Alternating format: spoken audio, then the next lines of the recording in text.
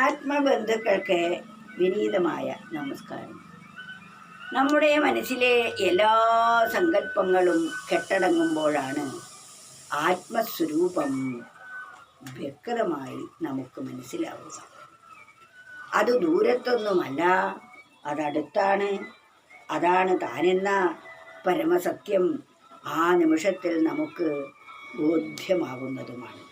അതുകൊണ്ട് നാം നിരന്തരം മനനം ചെയ്യേണ്ട ചില പരമസത്യങ്ങളുണ്ട്. വൃത്തികളൊക്കെയും മാഞ്ഞു മറഞ്ഞുപോം, അത്തവ്വിൽ ആത്മാവും ഉദ്ഗമിക്കും. ഞാനതെന്നുള്ള ബോധസ്വരൂപമായി ഉജ്ജ്വലിച്ചിടും ഹൃദ്ഗുഹയിൽ. അങ്ങനെ എല്ലാ സങ്കല്പങ്ങളും കെട്ടടങ്ങുമ്പോൾ നമുക്ക് ഈ ഞാൻ എന്ന് പറയപ്പെടുന്നത് അതാണ് എന്ന പരമസത്യം നമ്മുടെ ഹൃദയത്തിൽ നമുക്ക് വ്യക്തമായി ബോധ്യമാകുന്നതാണ്.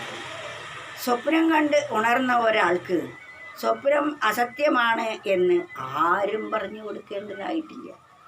സ്വപ്നം കാണുമ്പോൾ സത്യവും ഉണർന്നു കഴിയുമ്പോൾ അസത്യവുമാണ്. അതുപോലെ ആ ചിത്തവൃത്തികളെല്ലാം അടങ്ങുമ്പോൾ, മനസ്സിൻ്റെ സങ്കല്പങ്ങൾ അടങ്ങിക്കഴിയുമ്പോൾ ആത്മസ്വരൂപം ഉദിച്ചുയർന്ന് ആ പരമസത്യം ബോധ്യമാകുന്നതാണ്. അതാരും പറഞ്ഞു തരേണ്ടത് അല്ല, സ്വയം ബോധിക്കേണ്ടതാണ്. അതിന് നമ്മൾ നിരന്തരമായ അഭ്യാസം കൂടിയേ കഴിയൂ. ഓരോ സങ്കല്പങ്ങളുടെയും ഓരോ വിഷയങ്ങളുടെയും പിന്നാലെ ഓടി അലഞ്ഞുകൊണ്ടിരിക്കുന്ന മനസ്സിൻ്റെ അലച്ചിൽ നാം നിർത്തേണ്ടതാണ്. അത് ബുദ്ധി മനസ്സിനെ ഉപദേശിക്കണം. മനസ്സേ, നിനക്ക് സ്വന്തമായി ലോകത്തിൽ ഒന്നും തന്നെ ഇല്ല എന്ന പരമാർത്ഥം ആ മനസ്സിനെ ബോധ്യമാക്കുമ്പോൾ മനസ്സ് ഓട്ടം നിർത്തി ബുദ്ധിയെ അനുസരിക്കാൻ തുടങ്ങും. അങ്ങനെ ബുദ്ധിയെ അനുസരിച്ച് തുടങ്ങുമ്പോൾ നമ്മുടെ ബോധമണ്ഡലത്തിൽ പരമസത്യം വെളിവാകും. അതാണ് ബുദ്ധി ചിത്തവൃത്തികളെല്ലാം കെട്ടടങ്ങുമ്പോൾ നമ്മൾ ആരാണെന്ന പരമസത്യം നമുക്ക് അനുഭവമാകും. അതാണ് വൃത്തികളൊക്കെയും മാഞ്ഞു മറഞ്ഞുപോം, അത്തവിലാത്മാവും ഉദ്ഗമിക്കും. ഞാനതെന്നുള്ള ബോധസ്വരൂപമായി ഉജ്ജ്വലിച്ചിടുന്നു ഹൃദ്ഗുഹയിൽ. നമ്മുടെ ഹൃദയമാകുന്ന ഗുഹയിൽ അത് ഉജ്ജ്വലിച്ചുകൊണ്ടേ ഇരിക്കുന്നതാണ്. ആ അവസ്ഥ കൈവരുന്നത് വരെ വിടാതെ നമ്മൾ സാധന തുടർന്നുകൊണ്ടേയിരിക്കണം. അപ്പോൾ മാത്രമേ നമുക്ക് ആ പരമസത്യം വെളിവായി കിട്ടുകയുള്ളൂ.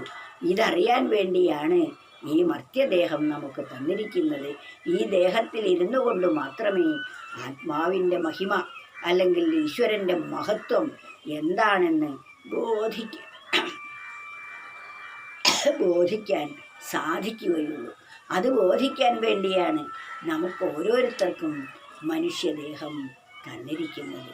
ഇതിന് ഓരോ നിമിഷവും നാം അതിനു വേണ്ടി വിനിയോഗിക്കണം.